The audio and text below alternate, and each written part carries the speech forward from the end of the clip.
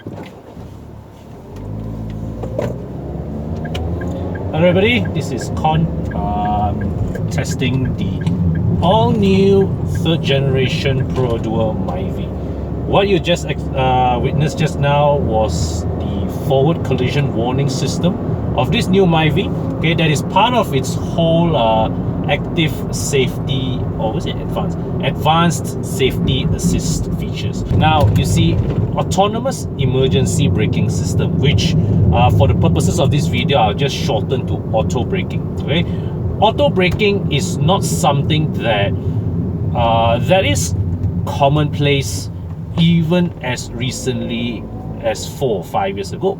Even in fact today, if you're talking about cars in the 400,000 ringgit price bracket, you cannot be 100% sure that car has auto braking if it's not one with a Volvo badge. And the thing is that Perodua has brought auto braking to the masses. Granted, this is a very cheap, very rudimentary system, but you see, at the rate things are going, right, it is sooner rather than later that all these features are going to be commonplace in the market. So it is just as well that Perodua has brought this into the Myvi to speed up the introduction of this feature to the Malaysian buying consumer. Okay, now to give an overall picture first Perodua's A.S.A system consists of 4 different features. There is the auto braking system. Okay, there is also pre-collision warning, okay, which means that it detects an impending collision and first warns you that, you know, hey, you're going to ram the car in front. If it detects that the driver is still not taking action, then the system will take action to autonomously stop your car. And of course, lastly, there is the front departure alert, which you have just witnessed earlier in this video, to tell you that there's the car in front that just moved ahead, okay, so that, hey, you know, get moving, otherwise you don't get panicked by the car behind. So how does Perodua's system work? How does it judge that, you know, what's happening in front? Now, most systems in the market utilize a combination of a camera and a radar module. Perodua's system utilizes 2 cameras. So it is, you can say, a poor man's Subaru eyesight lah. Okay, in fact, it is an approximation of the human eye, the way how our eyes detect, you know, what we call it, judge distance. So you see, humans have stereoscopic vision like most predator species on the planet. So what you have is that you have 2 front eyes, okay, look in front. So both your eyes, your field of vision overlap each other, and it is in that overlap zone, okay, when your right eye looks at that object at this angle, your left eye looks at another certain angle, your brain compares the 2 angles, and that is how you judge distance, how your brain perceives distance of an object to you. The simple thing to say is, it judges distance like the human eye. That's it. There is no radar module here in the Perodua system, okay? And Perodua is also very conscious in reminding us that this is an entry-level advanced safety system. So you cannot expect the same level of performance as you would with an equivalent Volvo or way more expensive cars. Okay, to put all this into context, we have to remember that the next cheapest car after the Myvi to be equipped with such a feature is the Hyundai Ioniq at about 120 something thousand. Then after that, the Ford Focus, the Mazda 3 at the 130,000 price bracket. So the Myvi offering all these less than 60k, I wouldn't expect the sun and the moon lah, let's put it that way. But instead I would just say that it is good at all that this feature is now being brought to this price level. But The warning to consumers is don't expect more of what this system can do than it cannot. Yeah, so any of you buying this new Myvi, take it upon yourself to educate yourself the limitations and capabilities of this system. And this applies actually to owners of all cars equipped with advanced safety features. You see, the way things go is that all these advanced safety features operate by electronic control, by advanced computer algorithms. So as users, okay, you really need to understand how these things impact your driving and impact your vehicle's performance and impact your vehicle's behavior in any given condition. Okay, so that's with the safety talk. Now let's come back to the Myvi. So the Myvi available in 5 different variants. Okay, there's the base 1.3 manual, then you have a high spec 1.3, then you have a 1.5 automatic only, and you have a 1.5 advanced that I am reviewing here. This is the highest spec of the Myvi available. Okay, so the price, specs, features of the Myvi I'm listing in the description section below. Okay, the overview of it is that, right, even if you start from the base model, Perodua has a fair amount of the bases covered. You get keyless entry, you get reverse sensors, you get LED headlights, and then as you slowly move up the food chain, you get this touchscreen GPS, you get front parking sensors, you get reverse camera, you also get the advanced safety features which I was explaining earlier. Okay, so the takeaway of it all is that Perodua starts you off at a very high base level, and as you add the moolah in, you get increasingly more equipment. So where features are concerned, I would say Perodua has done a fair job in speccing whatever that most of us Malaysians would require from in a car to use on a day-to-day basis.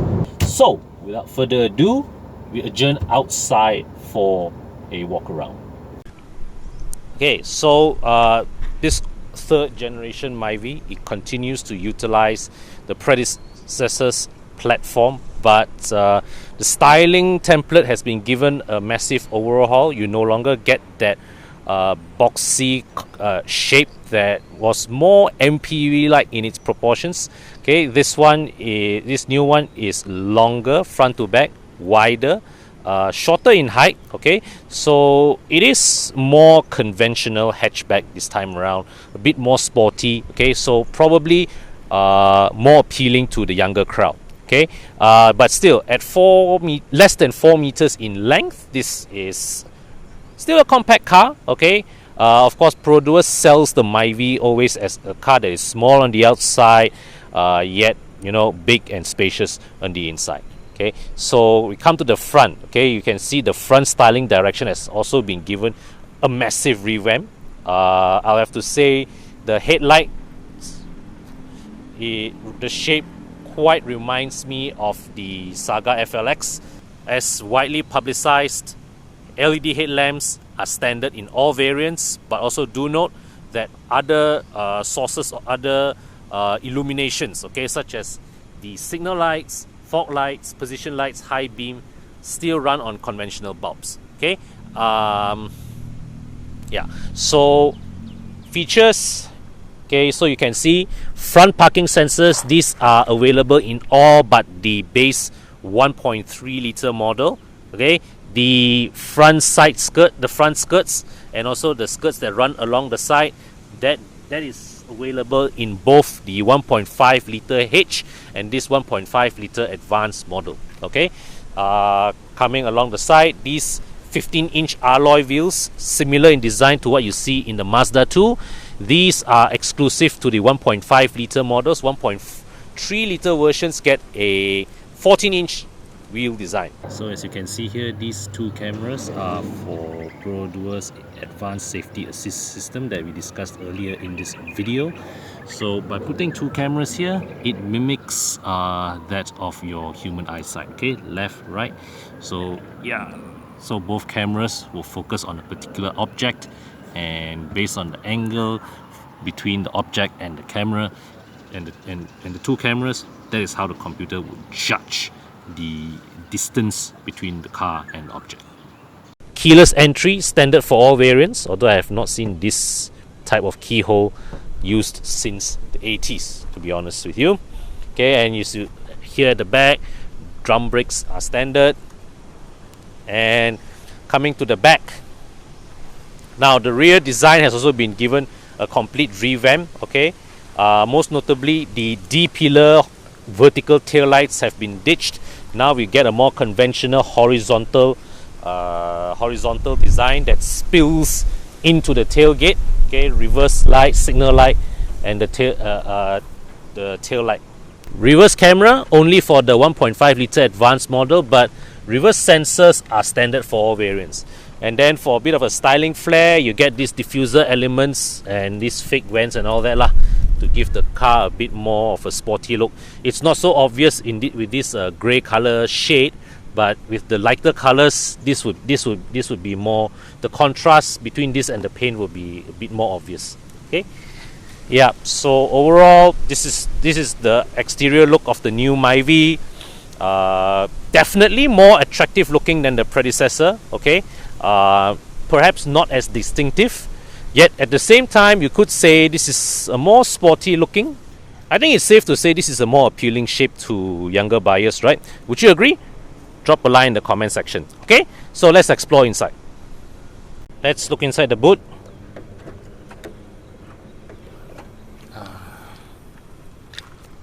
Alright, so as you can see, this is a decently sized boot. So, and underneath with space for a full-sized spare as well. Okay, nothing else fancy here lah. It's a light here at the side, but you don't see any hooks or power sockets or here. This is just space really. And of course the seats, as you can see from this split, the seats fold 60-40 and without any remote folding. Not that it's strictly necessary, because the seats are near enough that you can actually reach forward, okay, and push the seat back down. So yeah, you don't get a flat loading floor as you used to, but at least this area is covered, so you don't have to worry about things slipping in between gaps. Yeah, basically I think the overall boot volume is pretty useful. Okay, it's quite obvious that you can fit a decently sized suitcase here. Certainly from my experience, I was able to fit my pram inside. Allow me to demonstrate.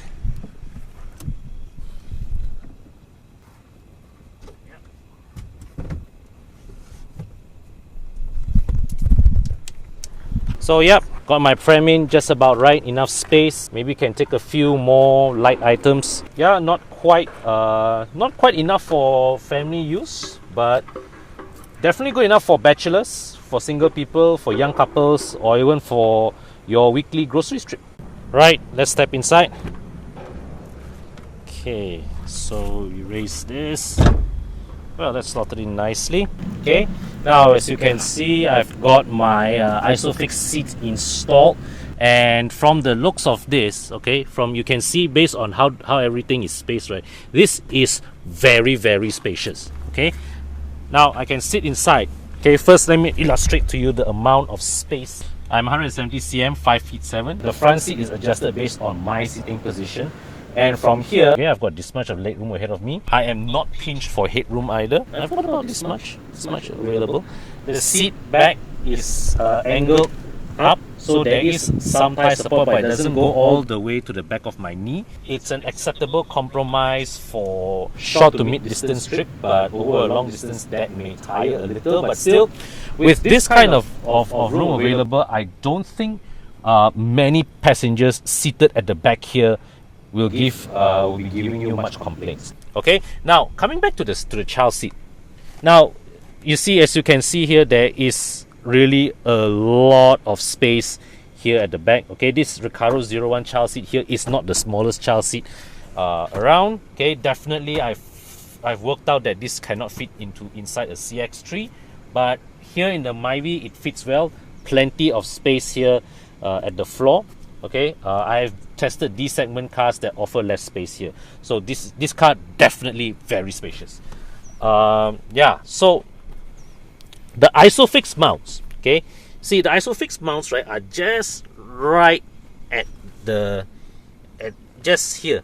Okay, so it's very easy to locate.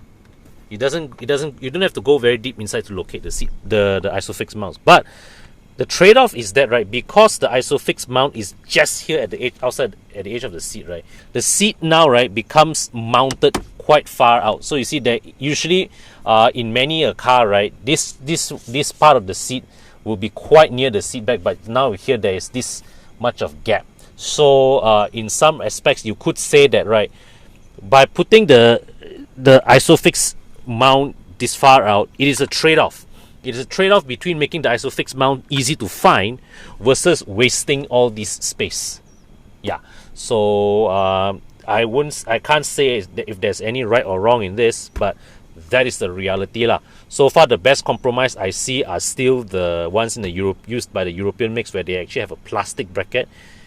The ISOFIX seat mount is deeper inside, so you slot in, follow the bracket, easy to find, at the same time does not consume too much of space. Okay, now let's explore the features of this cabin.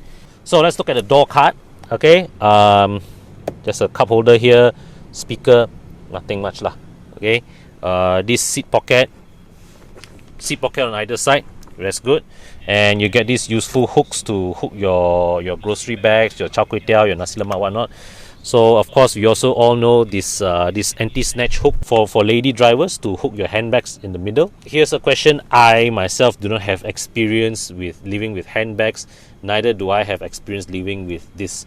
Any user out there who live with this hook in their more recent Perodua cars have any experience to share? Do let me know. Drop a line in the comment section.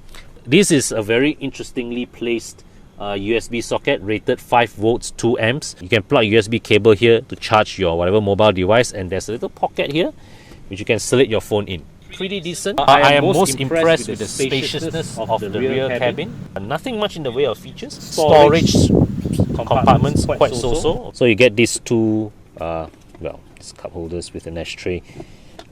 Nothing big here. So the seat backs, okay, besides being foldable, can also be reclined. So what you can do is there's this lever here which you push. Okay, let me show you again. So this lever which you push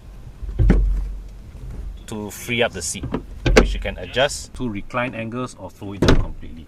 So you fold it back up once. This is the more upright position. You fold it back up again. This is a more reclined, more relaxed position. And then there's this thoughtful little clip here to run your seat belt through, so it doesn't interfere with the folding of the seat. And of course, all three passengers have 3-point belts, including the middle passenger. Of course, for the middle passenger, it runs from the roof here, so you have to. This actually looks troublesome, huh? Right. So after much trying, right, I decided it's much easier for me to illustrate to you, to demonstrate the rear seat belts with a series of new camera angles.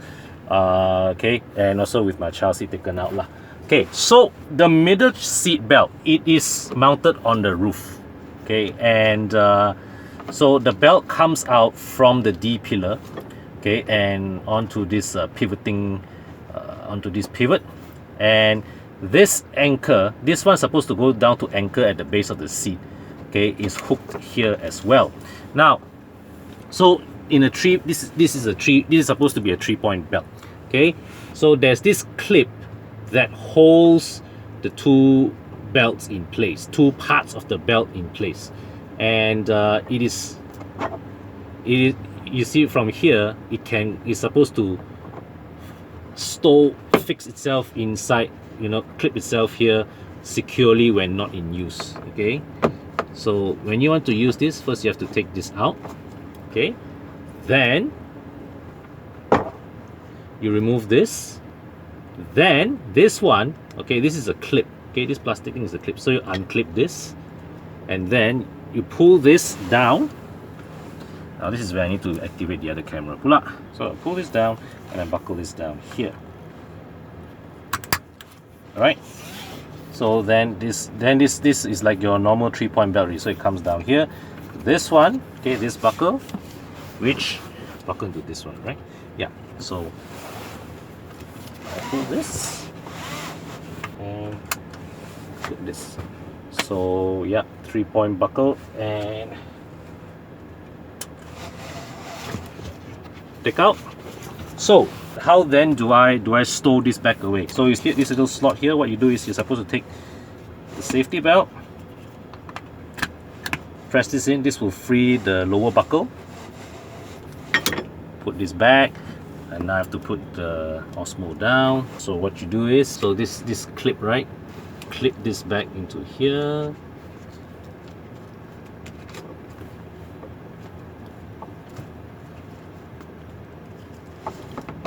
Hook this back and done.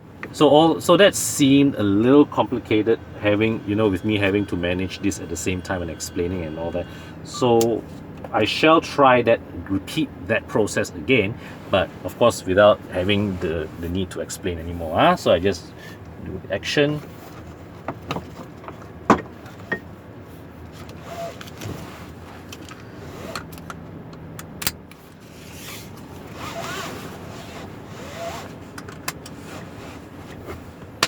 Okay, it's not that complicated, but you know, in a country where many people struggle to even you know, summon the effort to buckle up, right? Making such a complicated 3-point belt, I'm not sure how many people will be encouraged to buckle up. I do encourage that you buckle up, of course. You should buckle up, and I think this is a very neat design. I certainly admire it. As an engineer, I admire it, but maybe for some, right, it's just going to be too much work. Still, no excuse for not buckling up. Okay, time to check out the front seat. Okay, so let's look at the door pocket first. This is speaker, door pocket, decent length, and also pretty well partitioned. You have this slanted area to put bottles and this area to put like maybe some small items lah. Okay, like a smart tag. Although of course you actually don't need a smart tag with this car, because Perodua has included a built-in smart tag. This is something special for the top spec My 1.5 Advance, I believe. So this is the slot where you insert your touch and go card, and this button here you press to check your balance. Notice that this little lid feels a little flimsy, but I'm not too bothered by it, because even if this thing comes out, so it doesn't really matter, because this is just the slot anyways. Most also it just exposed the slot. In fact, I don't see why Perodua didn't just leave this out in the open. It would have saved them the cost of having to make this lid. And this lid, notice that there is no latch mechanism. It's just a little metal strip here with a magnet here. Okay, so you close by magnet. Nifty lah in a way. Okay, right.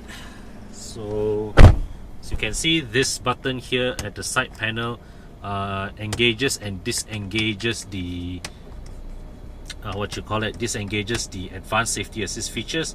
This disables the auto start stop. Okay, yep, that's right, the Myvi has auto start stop technology. Just a quick comment, the auto start stop system, from my experience, is smooth in the sense that there is not much vibrations that come in and out of the cabin, but of course noise is not very well cancelled out. So when the engine turns on and turns off, you still hear the noise, but you don't feel the vibrations coming into the cabin lah. Okay, and as with the A.S.A, okay, do note that for variants of the Myvi with auto start stop, your battery replacement costs go up by about 10 to 15%. Okay, estimated by Perodua. So this is the instrument cluster, a very simple, no nonsense instrument cluster, which you can scroll by pressing this. Okay, you can cycle through odometer, trip meter, fuel consumption, and available range. This little timer here tells us how much time the idle stop has kicked in, you know, during the duration of your entire trip. So come further out a bit. These are the steering mounted controls, volume, channel, mode, and this one is for your Bluetooth telephone. Interestingly enough, notice that this whole section is blank, so maybe this area is being left for other future functions. Headlight controls. Here there are no auto headlights in this car, which admittedly it really shouldn't bother me as much, but for some reason I've gotten way too used to having auto headlights. So yeah, I was quite it surprised me that this car did not have auto headlights, and there were a few occasions where I drove out of shopping complexes actually forgetting to switch off the headlights. Yeah, talk about being spoiled. Here is the center console area. This is the touchscreen, infotainment touchscreen, a very basic it's a touchscreen but a very basic unit. So you press it, there's a shortcut button here that leads you to the GPS. So funnily enough, there's no home screen button, there is no shortcut button that leads you back to this. So let's say like you're right now in radio, right? So you have to press this back to go back to the home screen. Coming down here, this is the climate control system. This is a digital climate control system, but it's not automatic. So if you notice that this one controls your fan speed, you can adjust your fan speed, you can adjust your level of cooling power. This is not a temperature adjustment, this is the amount of cooling power. So this is like it is like having that knob you twist, but you know, you adjust it digitally, but it's still a manual unit. Now Perodua makes much fuss about this memory function, which personally I really don't see the fuss of. I mean, come on, how difficult it is to adjust your own climate control settings. And climate control settings also is adjusted based on your ambient surrounding temperature. So if from every day your surrounding temperature is so different, so what is the point of having the two memory buttons there? I understand this is probably from the Toyota Group parts bin, which still raises the question, why did Toyota make such a feature in the first place? Okay, so coming down here, now this is the center console. Tell me what you think of the center console. Okay, so what you have here is that here there's this little space which contains this 12-volt socket, a USB port, and this small little cubby hole. Not a particularly big slot. Okay, coming to the back, this also not a particularly big slot. I think Perodua has done very well for much of the cabin, in the sense that in specifying the features and, you know, maximizing the available space around the cabin. But this area really seemed to me does not appear well thought through, because I mean, where is that space to drop my mobile phones and keys and all that? I mean, granted, there is no more need for a smart tag, but really this whole area feels terribly underutilized, even granting the fact that there's a mechanical parking brake. The amount of available small item storage here is quite limited, and yeah, it's something that definitely Perodua need to work on for the facelift. Glove box, now this is decently big. Okay, decently big glove box. So the joke on internet forums, common joke, is that the Myvi is the king of Malaysian roads, and it is not a friendly nickname, because, you know, apparently there are many Myvi drivers out there who drive like assholes lah. But you see, that is also a byproduct of the Myvi's popularity. It is because there are so many of these things on the road that the pool of owners which are bad drivers also happen to be bigger relative to other cars. It's as simple as that. Okay, so now on to more objective stuff. Now the Myvi is nobody's idea of an enthusiast car, let's be frank about that. But it was never meant to be as such. It was never meant to be a car to tingle your senses. It's meant to be a car that blends in seamlessly with the background, so as you know, it does not take center stage of itself. It does not overshadow, you know, your life, your day-to-day, whatever things that you are doing every day. It is just supposed to be there to take you from point A to point B as you get on with your everyday affairs. It's not very exciting. It's not emotionally stirring, but to many Malaysians, this is a car that gets the job done, right? So the driving experience, therefore, is not going to be filled with a lot of platitudes, but you have to give Perodua credit.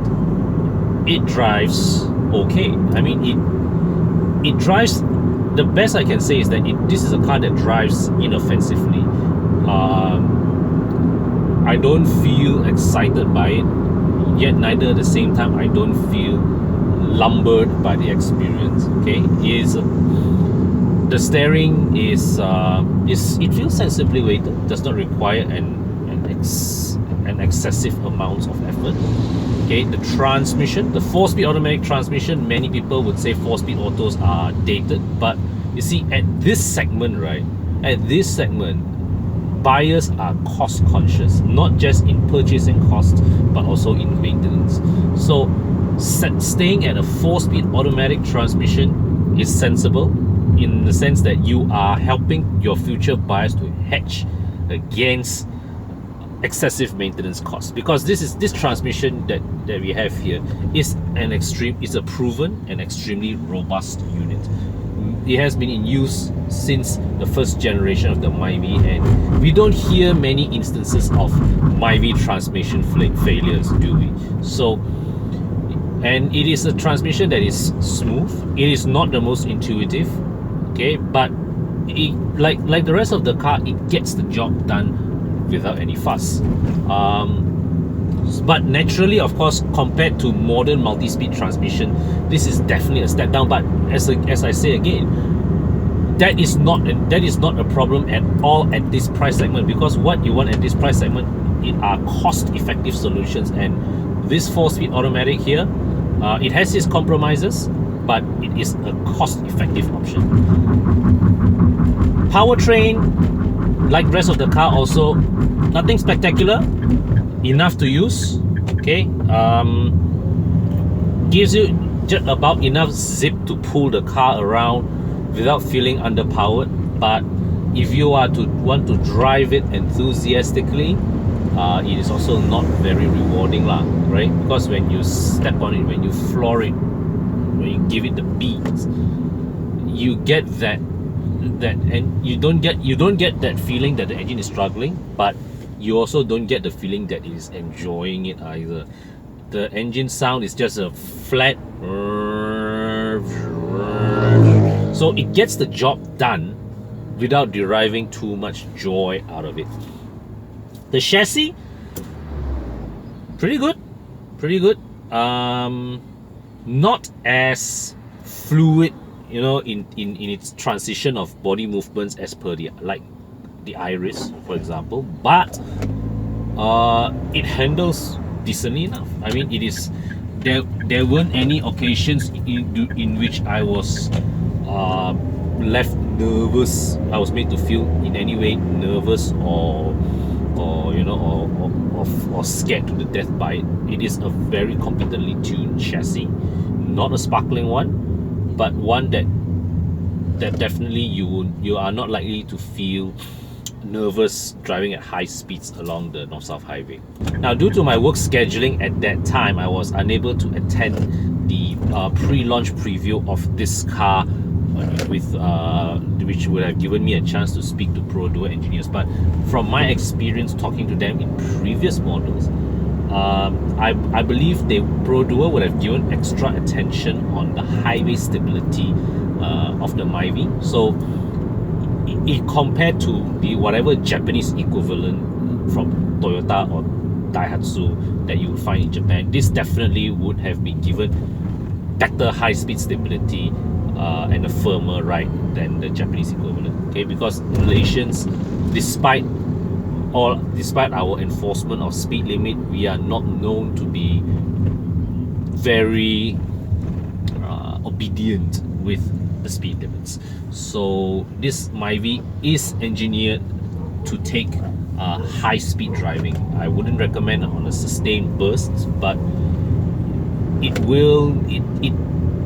does not feel uncomfortable if you were to take it on an extended outstation trip. Ride comfort is pretty okay. I remember testing an earlier unit last year as when I was guest appearing in one of Roda Pusing's videos.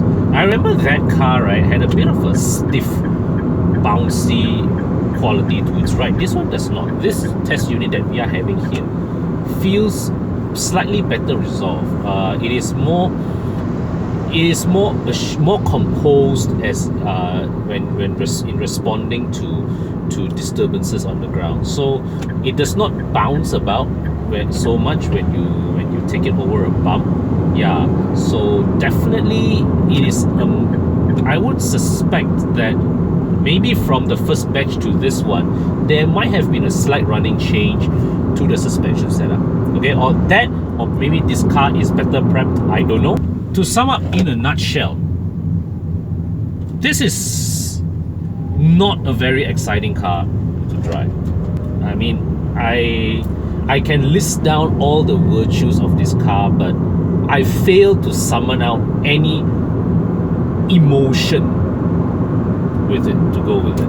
Yeah, I mean, this is a car that gets its job done exceptionally well without tingling your senses.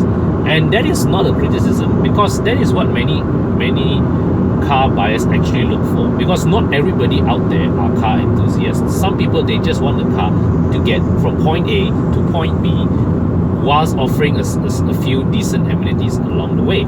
And for you people with that kind of non-enthusiast mindset, good news, the Myvi is the car for you. End of story. But what about if you are an enthusiast, you value your driving experience and all that? I would say the Proton Iris definitely drives better. But even with that concession in mind, right, you will have to say that it is very, very difficult to justify the Iris with this fella around, because whatever the Iris does better than the Myvi, okay, which basically now boils down to only the ride and handling, right? The Myvi is not far behind. But where the Myvi does better than the Iris, which is interior space, build quality, the Iris actually has no answer for it. And another major difference between this and the Iris in the driving experience, most of the time, right, we say that Protons in general drive better than Peroduas. But there is one aspect of the driving experience that the Myvi actually, there are two aspects actually, that the Myvi actually does better than the Iris. One is the calibration of the brake pedal. Now, maybe the Iris stops better, okay, brakes harder, but the calibration of the braking on the Iris is actually not very well done. It is not progressive. You have half the travel is dead spot, and then suddenly all the bike comes in at the second half of your pedal travel. Whereas with the Myvi, the modulation of the brake pedal is more progressive, is more linear, and for amateur drivers, definitely way easier to control. That's one. Second is powertrain refinement. Now, we all know the general consensus about Proton's and 1.6 liter engine and CVT combo. The engine itself is fine, but the CVT really, it doesn't do it lah. So driving the Iris at long term at high speed on the highway can be a tiring affair because of the constant droning of the engine. So the Myvi, yeah, you can say the 4-speed auto is out of date, but at the very least, the ratios are decently selected for both highway and town driving. You can drive this car, you know, over long distances without being drained by the constant droning of your engine. Yeah, so yeah, that's it. I mean, the new Myvi, as before, not the most exciting choice out there, but for the price, it is you cannot, it's not a car you can argue with. It is a car that is astonishingly complete in its attributes for the price. Okay, so with this new Myvi, Perodua once again demonstrate that it has a knack in knowing the kind of cars that Malaysians want and building their cars to meet those needs. Okay, of course you can argue that, hey, look, Perodua is a local car, so naturally they have that advantage, which is true. But as they say in life, you can only play with the cards that you're dealt with, and Perodua are dealt with some pretty nice cards, and they made full use of it. End of story. So yeah, that concludes my thoughts on the all-new third generation Myvi. By now I've seen many on the road, so I'm going to assume that there are quite a number of you watching this video would be actual owners of this car. Do drop a line in the description section, share with us your experiences of owning the car. Point out to me if there's anything that I've mentioned that does not tally with your ownership experience. Okay, and yeah, I mean, just share. I'd just like to hear from you and see what you have to say about Perodua's latest product. So until my next video, thanks for watching. Bye for now.